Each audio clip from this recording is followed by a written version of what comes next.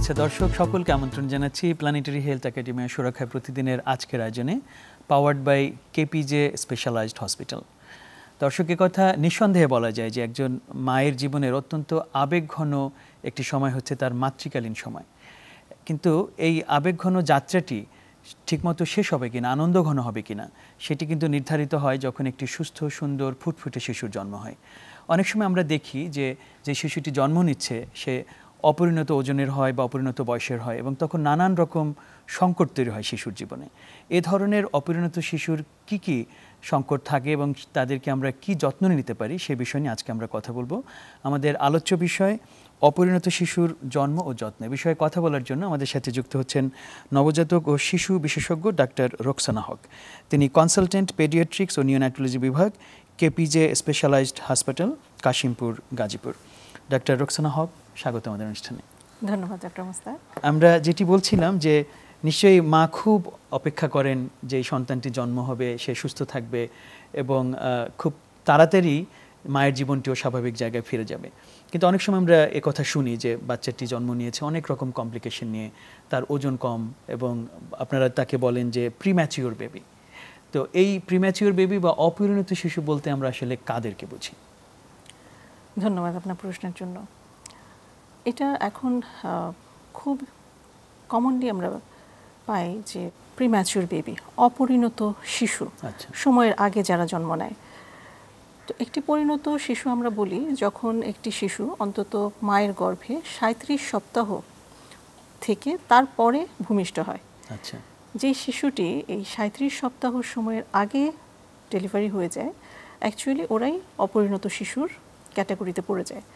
তো এইটার মধ্যে আবার বিভিন্ন ধরনের ভাগ থাকে, যেমন যেই বাচ্চাটা 26 সপ্তাহ বা 28 সপ্তাহতে ডেলিভারি হলো, তারা হচ্ছে এক্সট্রিম প্রিম্যাচিওর, অনেক বেশি প্রিম্যাচিওর।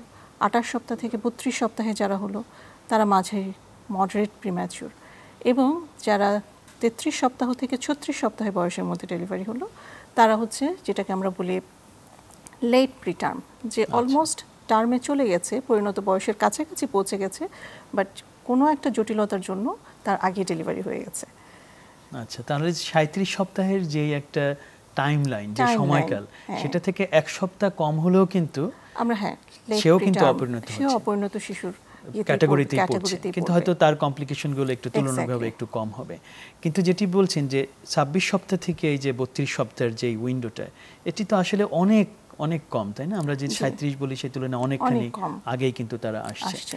তাহলে আমাদের যদি একটু জানান যে বাংলাদেশে সাধারণত অপরিণত শিশু যাদেরকে আমরা বলছি তাদের ভিতরে কেমন আসলে ওই এক্সট্রিম যেই রেঞ্জ যেটা 26 থেকে 32 এর মধ্যে থাকছে, এবং তাদের জন্য নিশ্চয়ই আপনাদেরকে একটু বেশি করে চিন্তা করতে হয়, তাদের কমপ্লিকেশনগুলো নিশ্চয়ই নানান ক্ষেত্রে একটু বেশি হয়। অবশ্যই, যেই বাচ্চাটা যত আগে ডেলিভারি হবে, 25 সপ্তাহ 26 সপ্তাহ বলেন বা 30 সপ্তাহ 32 সপ্তাহ বলেন, সে তত বেশি নাজুক। আচ্ছা, কারণ মায়ের গর্ভে থাকা অবস্থায় তার মায়ের কাছ থেকে যে প্ল্যাসেন্টা বা গর্ভফুল আমরা বলি, এটার মাধ্যমে সে ওই সময় তার পুষ্টি পাওয়ার কথা, রোগ প্রতিরোধ ক্ষমতার জন্য যে অ্যান্টিবডিগুলো আসার কথা, সবগুলো তার পাওয়ার কথা। তো এই জিনিসগুলো পাওয়ার আগেই তাকে যদি বাচ্চাটা ভূমিষ্ঠ হয়ে যায়, স্বাভাবিকভাবেই সেই বাচ্চাগুলো অপুষ্ট হবে, রোগ প্রতিরোধ ক্ষমতা খুবই কম থাকে, বোন ম্যারো ম্যাচিউর থাকার কারণে তাদের অ্যানিমিয়ার পসিবিলিটি অনেক বেশি থাকে, লিভারে গ্লাইকোজেন স্টোরেজ খুবই কম থাকে, যেই জিনিসটা দিয়ে আমরা রক্তে সুগারের মাত্রা মেনটেন করি। যে কারণে এই বাচ্চাগুলো ডেলিভারি হওয়ার পরে নিজের থেকে শরীরে পর্যাপ্ত সুগারের মাত্রা মেনটেন করতে পারে না, হাইপোগ্লাইসিমিয়া যেটা বলা হয়, যে শর্করা বা চিনির পরিমাণ কমে যাওয়া। ফুসফুসের ব্যাপার একই, যেমন তাদের ফুসফুসে সারফেক্টেন্ট বলে যে জিনিসটা থাকে, এক ধরনের তরল যেটা ফুসফুসকে ম্যাচিউর করে, এইটা তখন গঠন হওয়ার সুযোগ পায় না। তো যে কারণে এই বাচ্চাগুলোর কি হয়, এই বাচ্চাগুলোর শ্বাসকষ্ট হয় অনেক বেশি। এই জন্য দরকার প্রপার এনআইসিইউ কেয়ার। আচ্ছা, তো জেস্টেশন যত কম হলো, যত আগে বাচ্চা ডেলিভারি হলো, যে প্রবলেমগুলোর কথা আমি বললাম, তত বেশি আমরা এই প্রবলেমগুলোর মধ্যে দিয়ে যাব। এই বাচ্চাগুলো তত নাজুক অবস্থায় থাকবে এবং এনআইসিইউ কেয়ার বা সাপোর্টের প্রয়োজন হবে তত বেশি। আচ্ছা, তাহলে খুবই গুরুত্বপূর্ণ যে জায়গাটা আমরা মনে হয় দর্শকদেরকে আবার একটু বলে রাখতে পারি, যেটা আপনি বললেন একটা জিস্ট, যে যত আগে তার জন্ম হচ্ছে ওই 37 সপ্তাহের আগে আগে। ততই কিন্তু তার জটিলতা বাড়ার একদম। সম্ভাবনা থাকবে। সম্ভাবনা এবং এর মধ্যে সবচেয়ে কমন সমস্যাটা আসলে কোনটা বেশি দেখা যায়? আপনি কয়েকটা বলেছেন, শ্বাসকষ্ট থেকে শুরু করে রক্তে বা গ্লুকোজ লেভেল যেটা বা নিয়ন্ত্রণ যেটা, সেটা সবচেয়ে কমন প্রবলেমটা আসলে কোনটা আপনাদের চোখে পড়ে? প্রিম্যাচিউর বাচ্চাদের ক্ষেত্রে সবচেয়ে কমন যে ব্যাপারটা সেটা হচ্ছে যেটা আমি বললাম যে সারফেক্টেন্ট তৈরি না হওয়ার জন্য যে রেসপিরেটরি ডিস্ট্রেস সিনড্রোম যেটাকে বলে, আচ্ছা। প্রিম্যাচিউর লাং, ফুসফুসটা অপরিণত, এটা তাদের এই জিনিসটা তারা প্রথম ফেস করে যখন একটা বাচ্চা জন্ম হলো। তো সে শ্বাস নিতে হবে, শ্বাস তো নিতে হবে, অক্সিজেন লাগবে। তো দেখা যায় যে এই ধরনের বাচ্চাদের সাপোর্টের প্রয়োজন হয়, যেটাকে আমরা সিপ্যাপ কেয়ার বলি, এমনকি ভেন্টিলেটর মেশিন বা অক্সিজেন থেরাপি। এক একটা বাচ্চার কন্ডিশন এক এক রকম, ওজন এক এক রকম, সেটার উপর ভিত্তি করে তার সাপোর্ট। দ্বিতীয় যে ব্যাপারটা থাকে যে এদের রক্তে স্বাভাবিক সুগার মেনটেন করার জন্য, প্রপারলি নিউট্রিশন যেটা বলে পুষ্টি, এই জিনিসগুলো মেনটেন করার জন্য তাদের নিজের কোনো রিজার্ভ নাই। সে এই রিজার্ভের আগেই ডেলিভারি হয়ে গেছে। সুতরাং এগুলো তখন আমাদেরকে এক্সটার্নালি অথবা বাইরে থেকে দিতে হবে, তাকে আমার হেল্প করতে হবে এই জিনিসগুলোর মাধ্যমে। সবচেয়ে যে গুরুত্বপূর্ণ এবং যে জিনিসটা একটা বাচ্চার আউটকামে ডিপেন্ড করে যে জিনিসটার উপর, সেটা হচ্ছে ইনফেকশন। এই ধরনের বাচ্চাদের ব্যাকটেরিয়ার সংক্রমণ বা ভাইরাস সংক্রমণ যেটাই বলি না কেন আমরা, সংক্রমণের হার অনেক বেশি থাকে এবং এদের রোগ প্রতিরোধ ক্ষমতা যেহেতু একেবারে নাই বললেই চলে, তো যখন কোনো ইনফেকশন এই বাচ্চাগুলোকে কোনোভাবে পেয়ে যায় তখন দেখা যায় যে এইটা ওভারকাম করা তাদের জন্য খুব চ্যালেঞ্জিং হয়ে যায়। তার নিজের শরীর থেকে তো আসলে কিছু প্রোটেকশন আসছে না। আর প্রিম্যাচিউর বাচ্চাদের চ্যালেঞ্জগুলো আসলে সবচেয়ে বড় যেটা, যে আমরা বলি যে একটা বাচ্চা যখন প্রিম্যাচিউর বাচ্চা ভূমিষ্ঠ হলো, সে কোথায় ভূমিষ্ঠ হয়েছে, ওই সময় ডেলিভারি রুম সাপোর্টটা কেমন ছিল। কারণ প্রথম কয়েক মিনিট হচ্ছে তার গোল্ডেন আওয়ার বলে এটাকে। একটা বাচ্চা ডেলিভারি হলো প্রিম্যাচিউর, সে অবশ্যই খুব নাজুক অবস্থায় ডেলিভারি হয়েছে।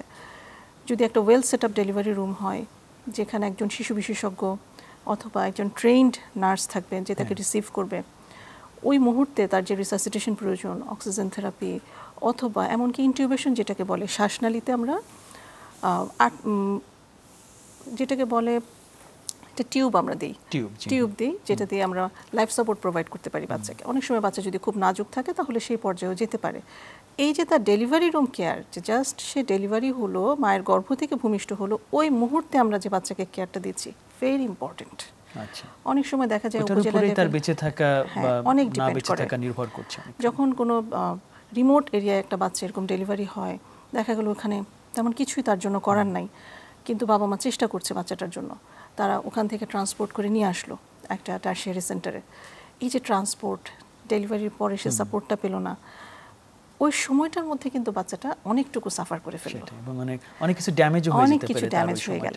তো আমরা এই জায়গাটায় একটু আসি, কারণ আমরা অনেক সময় দেখি যে বাচ্চার ব্রেইন ক্ষতিগ্রস্ত হচ্ছে এবং একটা ওই যেটা বললেন যে ট্রান্সপোর্টের কারণে, যেখানে তার অক্সিজেন দরকার ছিল, ব্রেইন অক্সিজেন পায়নি, সেটার কারণে কিন্তু যেই বাচ্চাটা হয়তো ওই যত্নটা পেলে স্বাভাবিকভাবে বেড়ে উঠতে পারতো, পরবর্তীতে সেটা হয়তো আর রিকভার করাই সম্ভব হয় না। এরকম এক ঘটনা তো হতে পারে, কারণ এই ধরনের বাচ্চাদের ইন্ট্রাভেন্ট্রিকুলার হেমোরেজ যেটাকে বলে, ব্রেইনে একটা হেমোরেজ হওয়ার পসিবিলিটি থাকে, কারণ ওদের রক্তনালীগুলো খুবই পাতলা থাকে। তো মস্তিষ্কে যদি একটা বাচ্চার খুব 3 থেকে 7 দিন বয়সের মধ্যে কোনো হেমোরেজ থাকে, এটা তো স্বাভাবিক যে এই বাচ্চাটার যে আউটকাম যেটাকে বলে, যে পরবর্তীতে যে লং আউটকাম, যে বাচ্চাটা যখন আস্তে আস্তে বড় হবে, তখন অনেক সময় দেখা যায় যে এই জিনিসটার সেই সময়ের 3 দিন বয়সের সেই আঘাতটা তাকে সারা জীবন বয়ে বেড়াতে হচ্ছে। এই জন্য এই যে একটা বাচ্চা ডেলিভারির পর যে গোল্ডেন আওয়ার ম্যানেজমেন্ট প্রিম্যাচিউর বাচ্চাদের জন্য খুবই গুরুত্বপূর্ণ। এই সময়টা সকল নবজাতকের জন্যই গুরুত্বপূর্ণ, কিন্তু যারা প্রিম্যাচিউর অপরিণত তাদের জন্য সবচেয়ে ক্রুশিয়াল।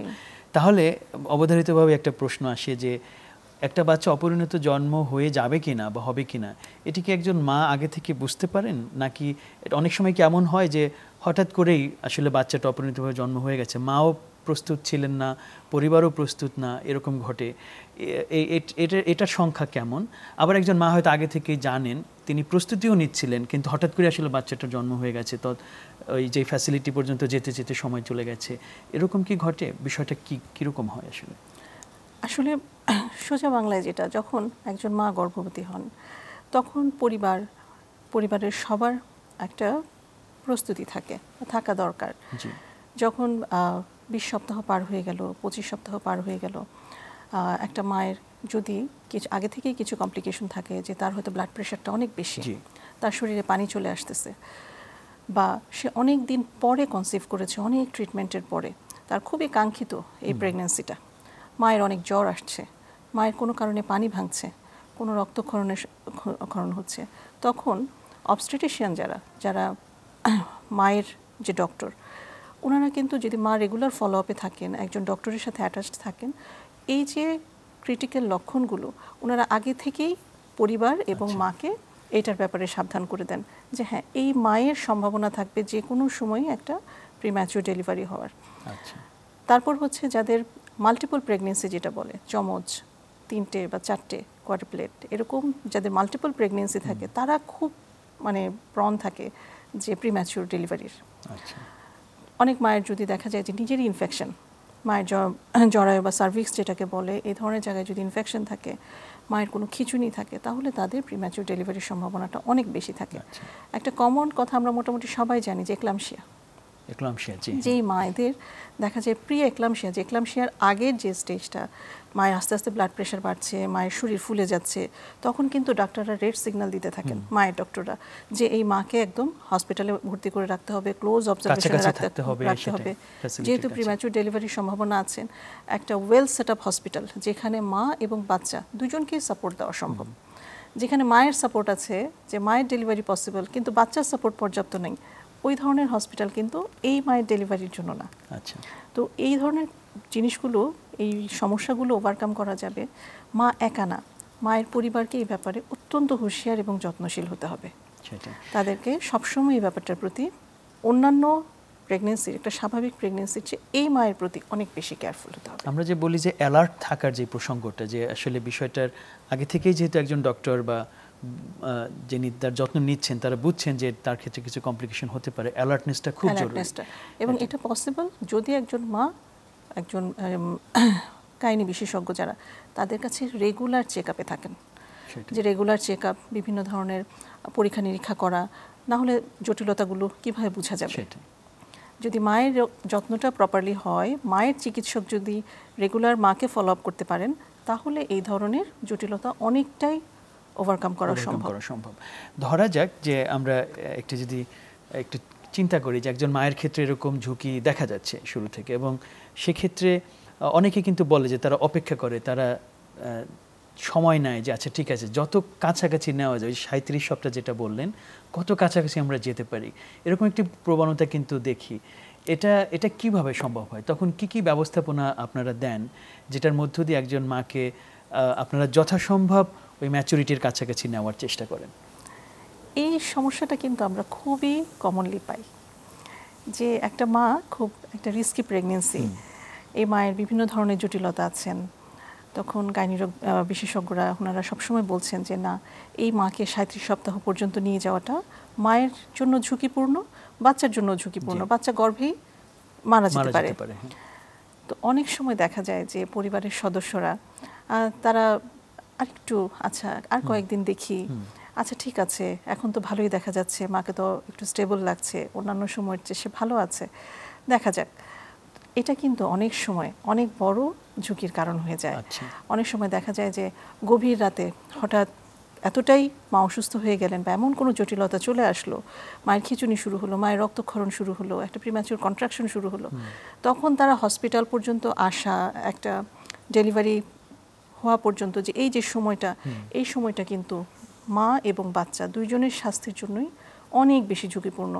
এবং এই যে সময় ক্ষেপণটা হলো, মায়ের জীবন যেমন ঝুঁকিতে চলে গেল, যে বাচ্চাটা ডেলিভারি হচ্ছে তার স্বাভাবিকের চেয়েও, একটা প্রিম্যাচিউর বাচ্চা স্বাভাবিকভাবে যে জটিলতায় থাকে, তার জটিলতা হওয়ার পসিবিলিটি তখন অনেক বেশি বেড়ে যায়, এবং এই ধরনের বাচ্চাদের আউটকামও অনেক ক্ষেত্রে খুব খারাপ হয়। আচ্ছা, তাহলে এই জায়গাটা আসলে সচেতনতা খুব জরুরি, যে আমাদের যারা অভিভাবক আছেন, পরিবারের অন্য সদস্য আছেন, মা আছেন, সবার ক্ষেত্রে এখানে একটা কমন একটা আন্ডারস্ট্যান্ডিং দরকার। এটা একটা টিম ওয়ার্ক বলতে পারেন। এখানে কিন্তু যিনি তাকে দেখছেন, যে গাইনোকোলজিস্ট দেখছেন, তার সাথে একটা কনফিডেন্স বিল্ড আপ করা, যে আমি আস্থা রাখছি তার উপর, এটা কিন্তু মনে হয় খুব গুরুত্বপূর্ণ একটা ভূমিকা রাখে। এই জন্য প্রপার কাউন্সিলিং সবসময় গাইনি ডক্টররা এটার ব্যাপারে ওনারা খুবই সিনসিয়ারলি এই কাউন্সিলিংগুলো করেন। এবং যেটা বললাম একটা টিম ওয়ার্ক, সেই টিমে যেমন একজন গাইনি রোগ বিশেষজ্ঞ আছেন, আমরা আছি যারা বাচ্চা টেক কেয়ার করব, রোগী এবং তার পরিবার। তো এই যে একটা টিম, এই টিমের মধ্যে একটা প্রপার কোলাবোরেশন, একটা যোগাযোগ, সবার সাথে একটা, যেটা বললেন আপনি, যে একটা রিলেশন বিল্ড আপ করার যে একটা ব্যাপার, না একটা কনফিডেন্স বিল্ড আপ করার যে ব্যাপার, তো এই জিনিসটা কিন্তু খুবই ইম্পর্টেন্ট। তাতে হয় কি যে এই মায়ের জন্য যেমন স্বাস্থ্য ঝুঁকিটা কমে আসে, বাচ্চা যখন ডেলিভারি হলো, এই বাচ্চাটা তো অনেক উত্থান পতনের মধ্য দিয়ে যাবে, তার জার্নিটা স্মুথ না। তো এই যে উত্থান পতনগুলোতে পরিবারের সদস্যরা এবং একজন চিকিৎসক, তাদের মধ্যে যে যোগাযোগ, তাদের মধ্যে যে একটা রিলেশনশিপ, একটা ভরসা, এটা খুব গুরুত্বপূর্ণ। সেটাই। আমরা শিশুর জায়গাটা একটু যাব, কিন্তু এই প্রসঙ্গে মনে হয় সর্বশেষ প্রশ্নটা করে যাই মায়ের ক্ষেত্রে, যে এরকম প্রিম্যাচিওর বার্থ যখন হয়, মায়ের অপরিণত শিশুর জন্ম দিচ্ছেন, এটা কি স্বাভাবিক প্রক্রিয়ায় জন্ম হয় নাকি বেশিরভাগ ক্ষেত্রে সিজারিয়ান সেকশনের মাধ্যমে এই বাচ্চার জন্ম দান করতে হয়? অ্যাকচুয়ালি প্রিম্যাচিওর ডেলিভারি স্বাভাবিক প্রক্রিয়ায় হতে পারে। যদি মা প্রিম্যাচিওর লেবারে চলে যান, তাহলে তো স্বাভাবিক প্রক্রিয়ায় ডেলিভারি হবে। আচ্ছা। কিন্তু মায়ের যে জটিলতাগুলোর জন্য প্রিম্যাচিওর ডেলিভারি করতে হয়, এই ডেলিভারিগুলো কিন্তু সিজারিয়ান সেকশনের মাধ্যমেই হয় বেশিরভাগ ক্ষেত্রেই। একটা মা একলামশিয়াতে চলে গেল, তার খিঁচুনি হচ্ছে, তখন কি আমি নর্মাল ডেলিভারির জন্য অপেক্ষা করতে পারবো? এটা তো সম্ভব না। অথবা একটা মায়ের পানি ভেঙে গেছে, এতটাই পানি চলে গিয়েছে যে এখন বাচ্চার লাইফ নিয়ে প্রশ্ন, সেই ক্ষেত্রে আমাদেরকে ইমার্জেন্সিভাবে তখন ডেলিভারি করাতে হবে। অবশ্যই আমাকে সিজারিয়ান সেকশনে যেতে হবে, নইলে বাচ্চাটা কিন্তু মারা যাবে মায়ের পেটে। এবং যেটা বললাম, শুধু বাচ্চা না, মায়েরও স্বাস্থ্য ঝুঁকি এখানে অনেক বেড়ে যাবে। তো অ্যাকচুয়ালি প্রিম্যাচিওর লেবারে গেলে সেটা আলাদা ইস্যু, যে তখন প্রিম্যাচিওর ডেলিভারি হয়। কিন্তু মায়ের এই স্বাস্থ্য জটিলতাগুলোর জন্য যখন ডেলিভারি প্রয়োজন হয়, তখন এই ডেলিভারিগুলো বেশিরভাগ ক্ষেত্রেই সিজারিয়ান সেকশন হয়।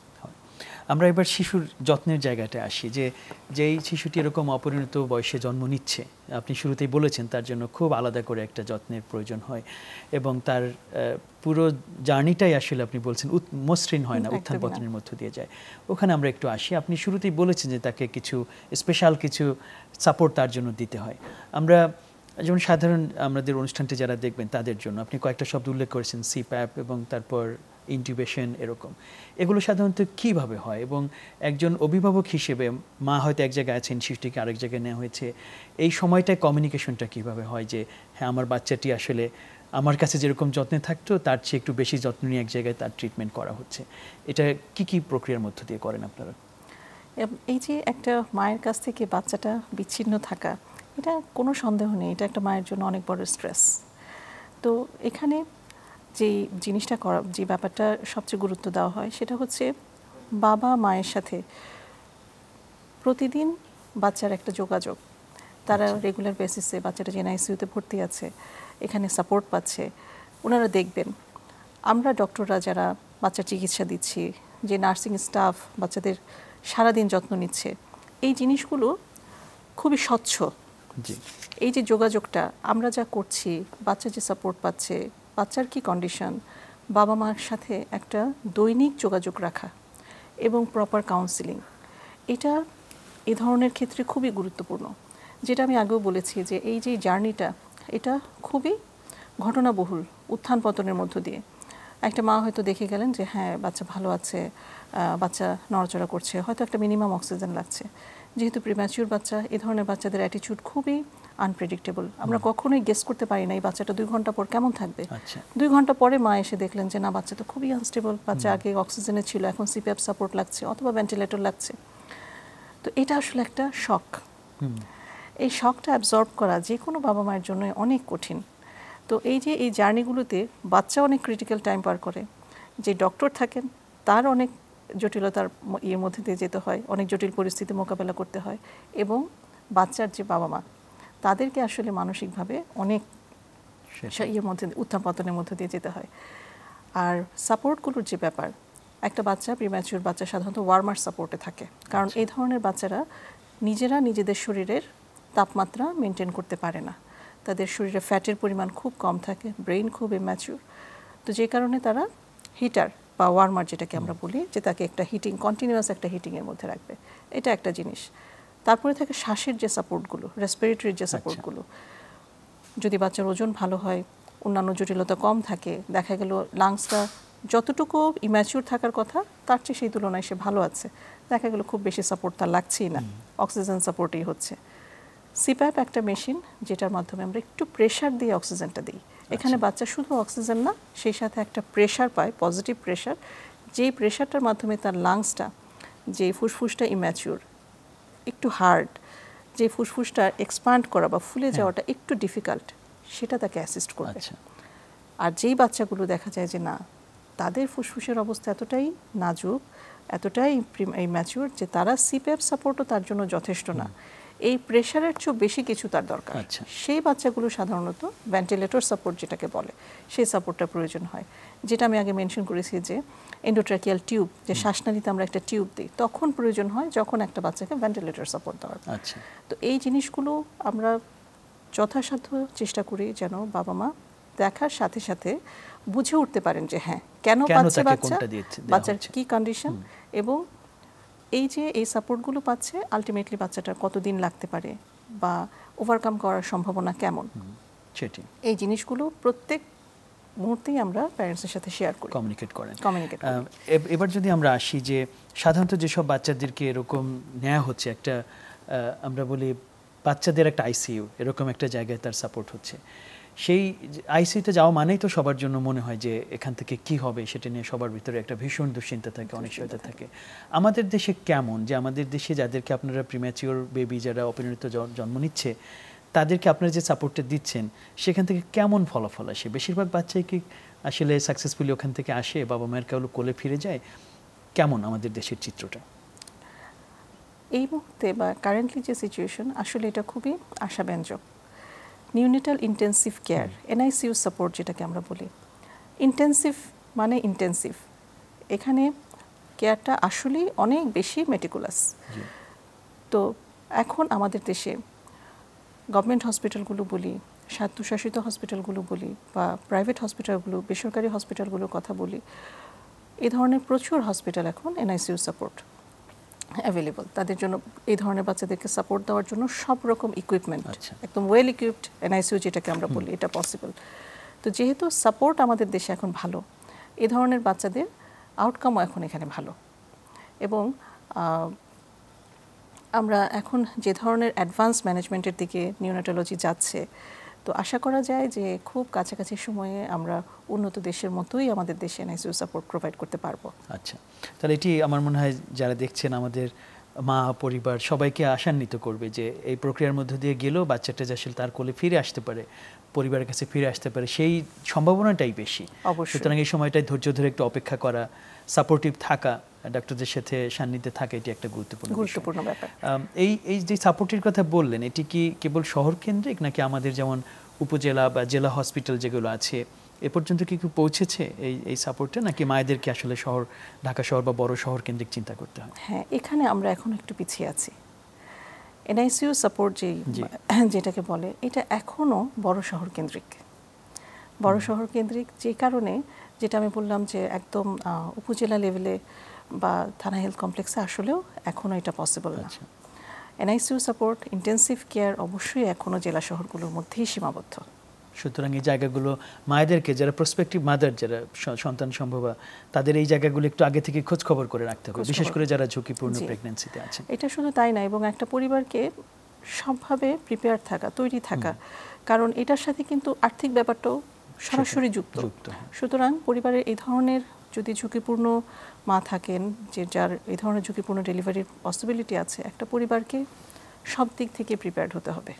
আচ্ছা, আপনি যে হসপিটালে আছেন, কেপিজে স্পেশালাইজড হসপিটাল, এখানকার চিত্রটা একটুখানি জানি যে কেমন, কত শয্যা এখানে আছে, কারা এখানে আসতে পারে, এবং আমাদের দেশের প্রেক্ষিতে যেটা অর্থনৈতিক প্রসঙ্গটা বললেন, মধ্যবিত্ত বা নিম্ন মধ্যবিত্ত অথবা যাদের সামর্থ্য নাই, তাদের জন্য কি কোনো বিশেষ ব্যবস্থা থাকে যে আমরা এই সংখ্যক শিশুকে বা মাকে আমরা আসলে এই সাপোর্টটা দিতে পারি?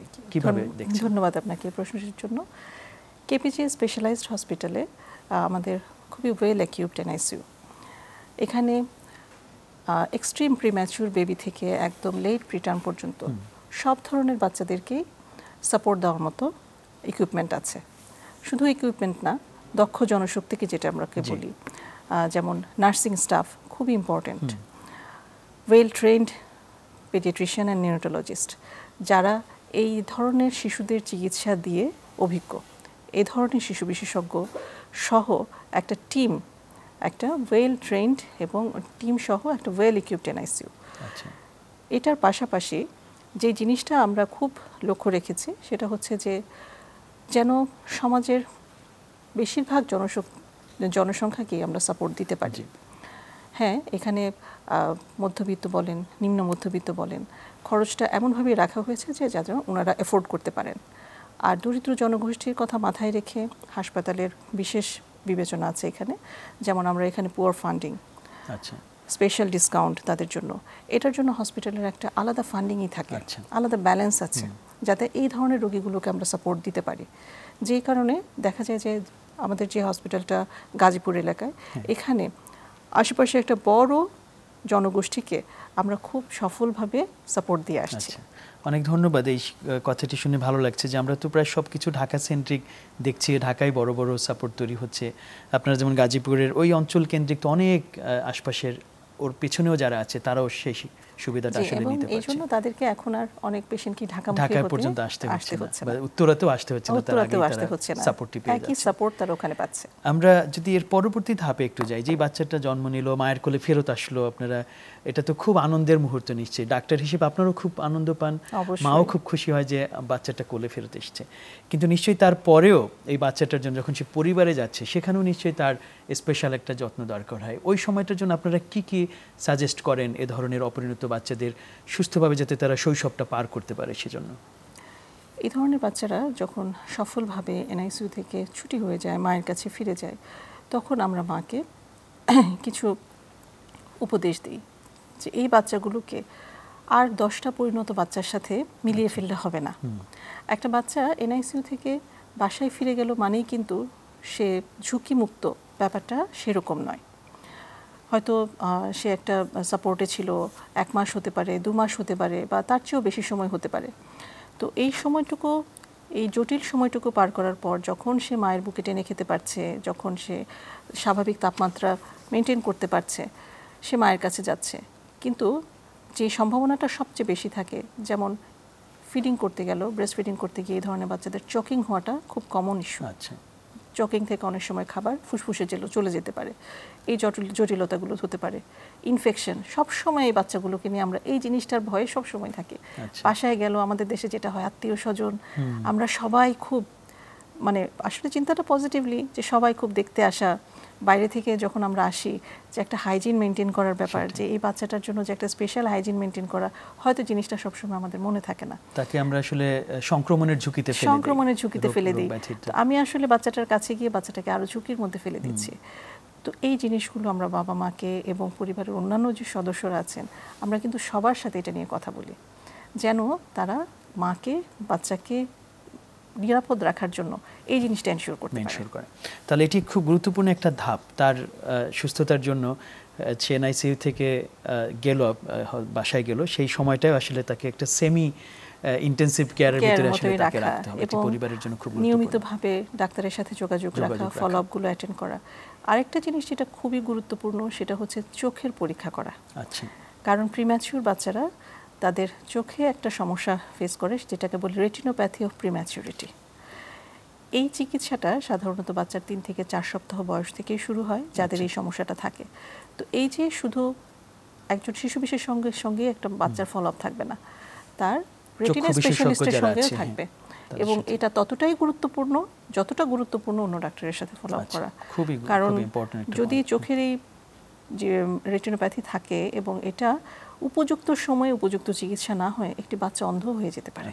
খুবই গুরুত্ব দিয়ে দেখা উচিত সবার। এনআইসিইউ থেকে ডিসচার্জ হয়ে গেল, মায়ের কাছে ফিরে গেল, কিন্তু এই জিনিসগুলোর ব্যাপারে প্যারেন্টসকে তখন অনেক বেশি সাবধান থাকতে হবে।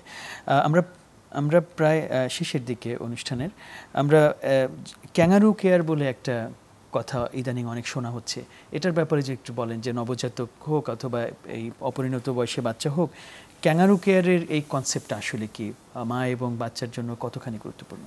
খুবই গুরুত্বপূর্ণ। ক্যাঙ্গারু কেয়ার এখন ওয়ার্ল্ড ওয়াইড খুবই রিকগনাইজড একটা পদ্ধতি, যেটা আমি বললাম যে এই ধরনের বাচ্চাদের টেম্পারেচার, নিজের শরীরের তাপ যেটাকে বলে, সে স্বাভাবিক তাপটা নিজে থেকে মেনটেন করতে পারে না। দ্বিতীয় একটা জিনিস হচ্ছে ইনফেকশন, তৃতীয় একটা জিনিস হচ্ছে বন্ডিং, চতুর্থ ব্যাপার হচ্ছে মায়ের ব্রেস্ট মিল্কের পর্যাপ্ত ফ্লো এনশিওর করা। এই সবগুলো জিনিস আমি কম্পাইল করতে পারবো ক্যাঙ্গারু মাদার কেয়ারের মাধ্যমে। কিভাবে করে আসলে ক্যাঙ্গারু মাদার? এটা অ্যাকচুয়ালি মায়ের সাথে বাচ্চার skin to skin contact. Skin to skin contact, হ্যাঁ, এমনকি শুধু মা না, এখন ফার্স্ট ওয়ার্ল্ডে বাবাকেও ক্যাঙ্গারু কেয়ারে ইনভলভ করা হয়।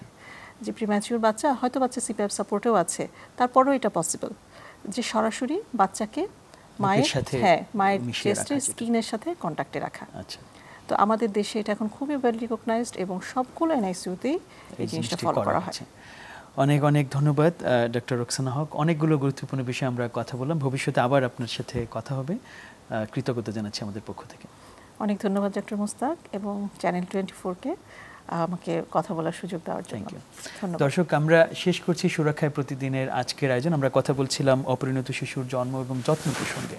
আমাদের এমন একটি সমাজ, এমন একটি পরিবার গড়তে হবে যেখানে আসলে মা এমনভাবে সাপোর্টেড হন, এমন কিছু সুযোগ পান যাতে এই অপরিণত বাচ্চার আসলে জন্ম না দিতে হয়।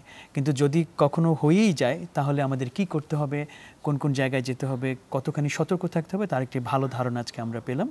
আশা করি সকলের সহযোগিতায় একটি সুন্দর ভবিষ্যৎ, সুন্দর পৃথিবী আমাদের আগামী শিশুদের জন্য আমরা তৈরি করব। সেই আশাবাদ রেখে আজকের মতো শেষ করছি।